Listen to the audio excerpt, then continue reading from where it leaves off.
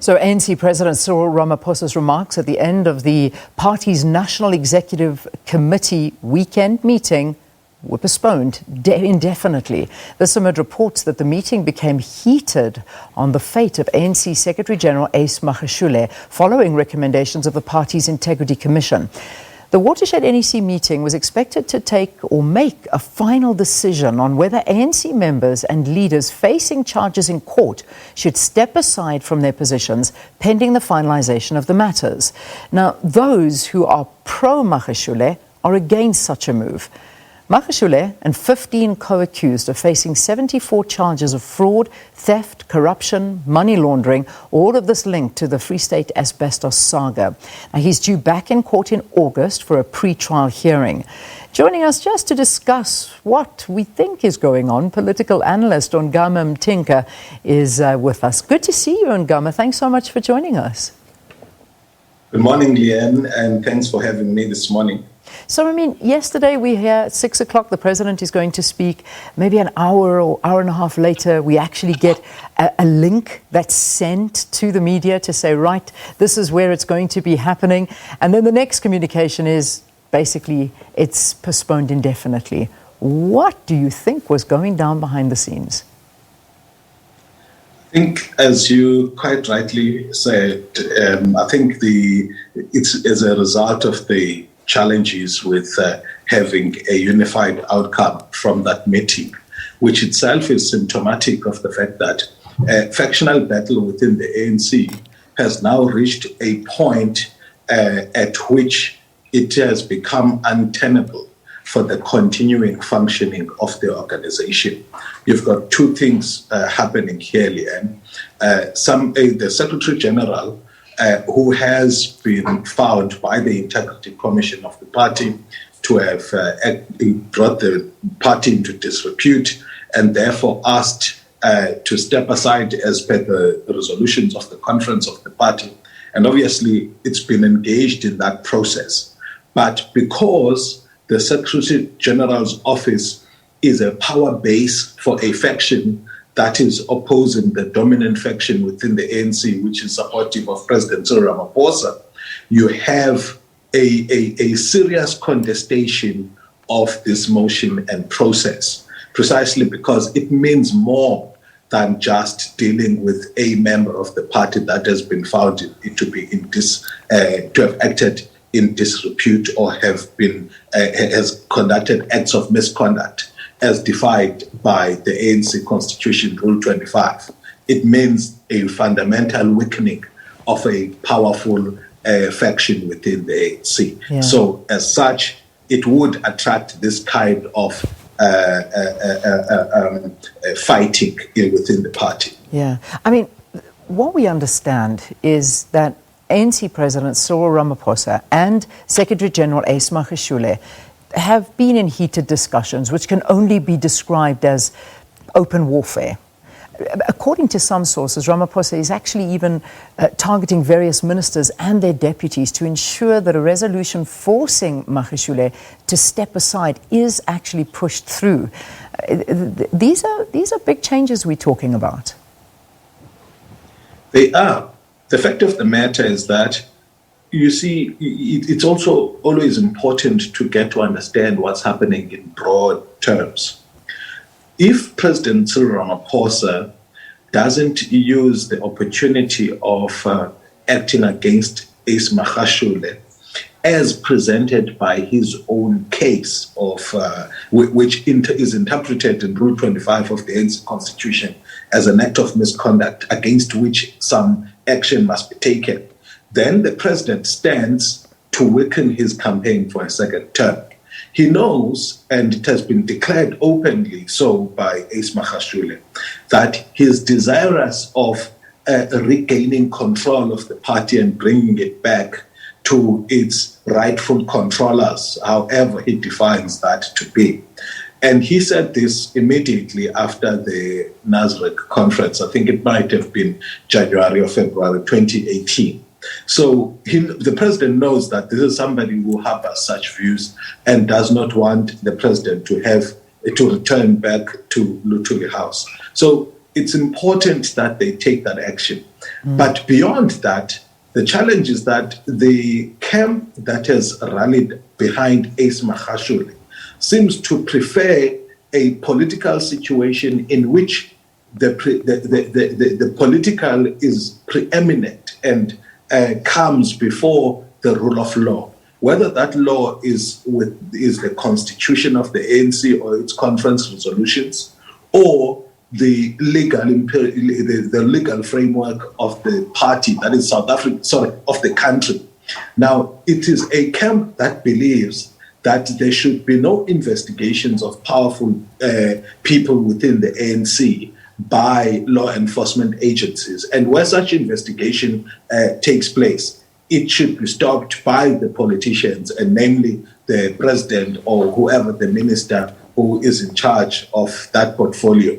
And this is something which we saw during the President Jacob Zuma's time, where institutions of government were subjected to the political and rendered ineffective. So that's the preferred approach to governance that the RET faction has openly declared to be supportive of. Yeah. Whereas those who brand themselves as reformists at least want to undertake the political and make use of the weaknesses, the legal weaknesses of their opponents for their political ends, but still respect that the broader rule of law in the country must be respected. Yeah, and this is where we're at, because it's the rule of law that unfortunately is under discussion and being diagnosed here. I mean, we've heard, and these are all from just sources and what journalists have been speaking about, and word around is that Ramaphosa is also said to use a possible cabinet reshuffle to actually garner majority support for a resolution to sideline the Secretary General, Ace Magashule. The sources basically saying that Ramaphosa's move has angered many within the NEC. This is Ramaphosa tries to bring the party under control, and he's always spoken about unity, but it looks like at this point anything but unity is being achieved. It's very difficult being a president of the ANC, especially at a time when it is having a war within itself, because part of the president's consideration in a cabinet reshuffle are questions of whether or not, in acting against particular ministers, he may push them towards the camp that does not support him within the ANC. And that's an important consideration, because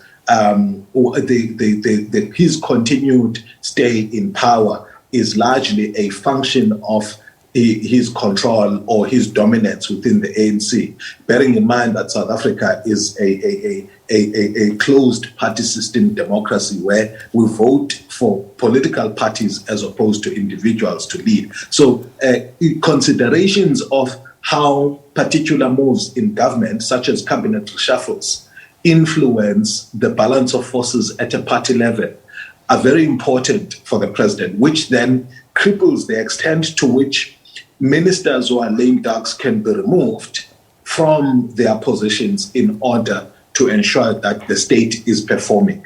The ANC also has not factored in its decision-making questions of performance in office as a determinant of whether or not its comrades or cadres get deployed in government.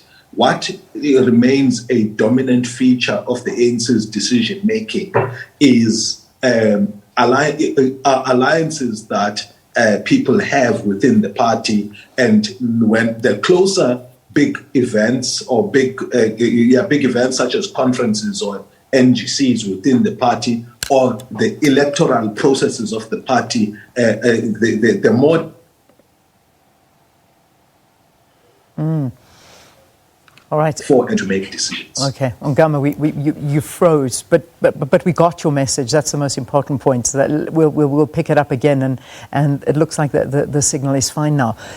Some of the other things that we've been hearing, and this is quite an interesting one, is that Deputy President David Mabuza had to actually step in to calm the waters and told a meeting that it was unfair to target Magashule while the factions supporting Ramaphosa were allowed to conduct their own campaigns unchecked.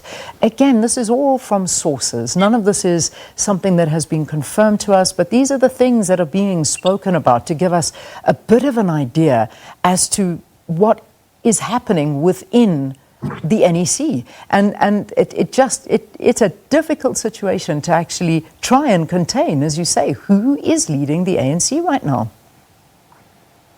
So, as happens in factional battles, positioning the factional agenda within the party or in the media domain becomes a crucial part of carrying out the objectives of the faction. And so that is symptomatic of that fact, which happens everywhere and across all political parties.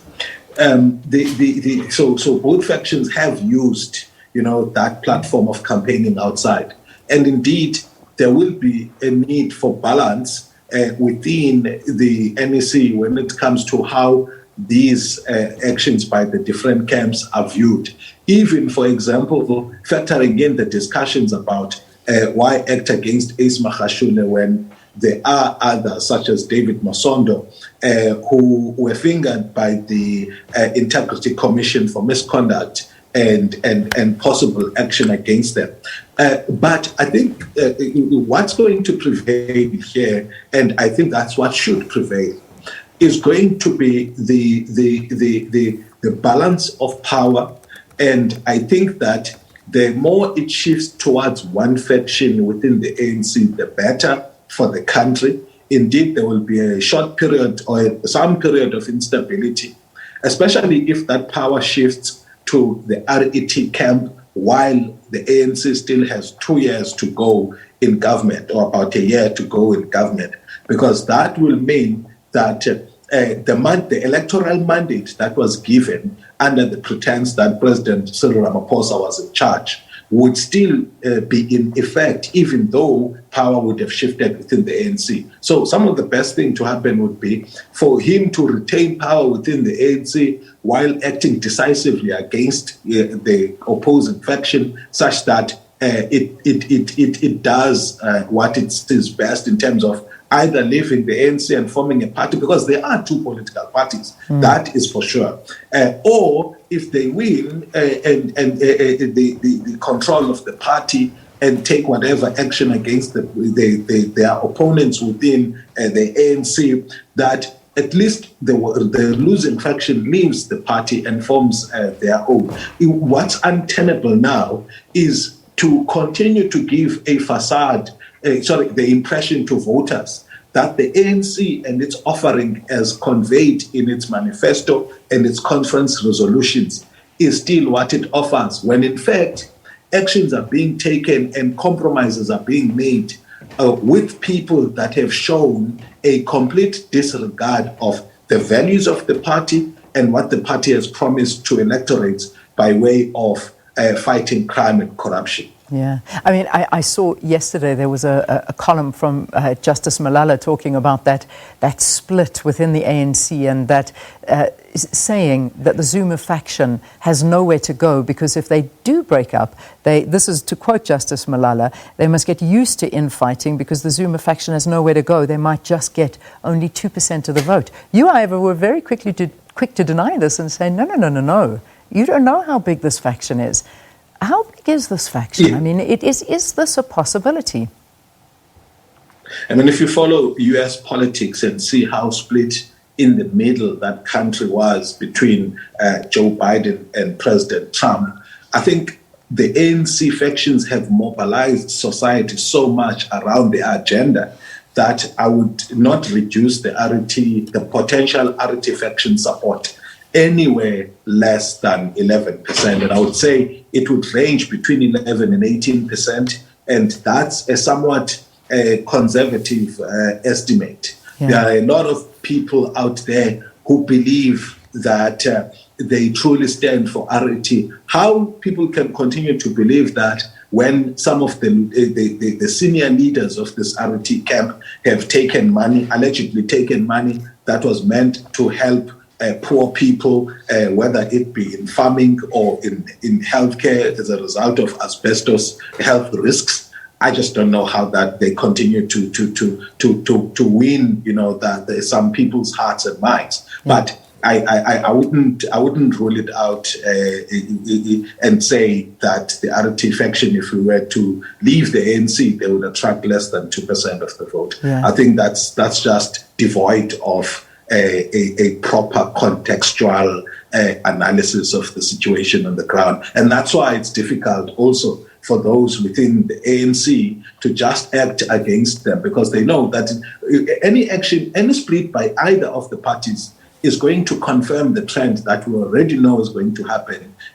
of an ANC that attracts electoral support less than 50%. Ongama, I'm very well aware that we're already into 7 o'clock, but you've mentioned this RET faction, and I think it's important just to close on this note, and if we can very quickly. I mean, all we're working on is reports, and these reports from various newspapers that are coming out talking about this radical economic transformation, or RET, whether or not the Deputy President is a member of it, or Magashule or his ally Carl Niehaus, that they must be suspended. I mean, we even saw on the weekend another report coming out about Johan Rupert speaking to President Zuma, saying they're coming for you. And these are all from RET apologists. I'm not sure what is going on right now, but there just seems to be a lot of information that is circulating around, and whether or not there is truth to it, it is worrying to see the state of South Africa's future and politics right now. Perhaps you want to close on this note. If the RET grouping was just a grouping that limited its role only to the ideological, as they framed themselves to be, and they were contesting what they regarded as a bourgeois-aligned faction within the ANC, we would have no reason to pass value judgments on them and actually flag a potential degeneration if they were to be in power. The problem is that they have clouded that campaign with defending people who are found to be on the wrong side of the law, and that's a very dangerous agenda.